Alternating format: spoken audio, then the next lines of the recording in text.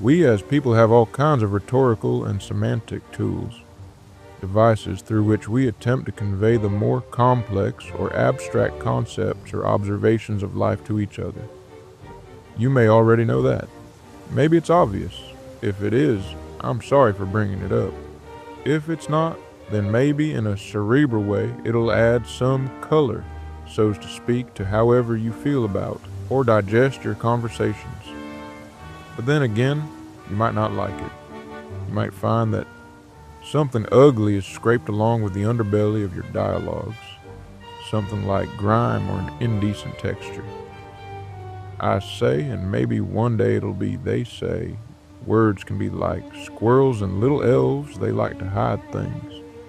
But it's funny how people convey things through figure of speech and metaphor, and then call it a day, blind like to further lines of inquiry.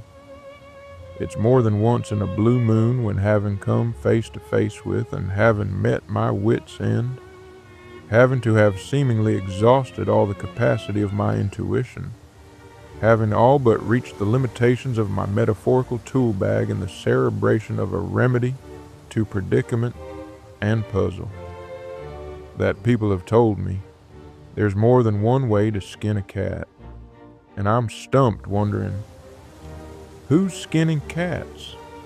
My friend, you stir my creativity and encourage my persistence, but keep my spirit and heart low.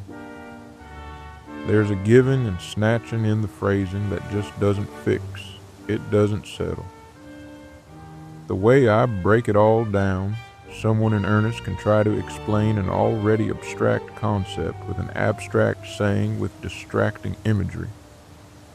But I would gladly trade brevity at that cost for a bit more literal obviousness in the explanation if it means I could arrive at an understanding. An understanding that doesn't calculate a later time to strip away my defenses in its dreadful timing, revealing the Achilles heel under the disguise of complete and wholesome architecture. Maybe I'd prefer my architecture a little more tectonic, but what do I know?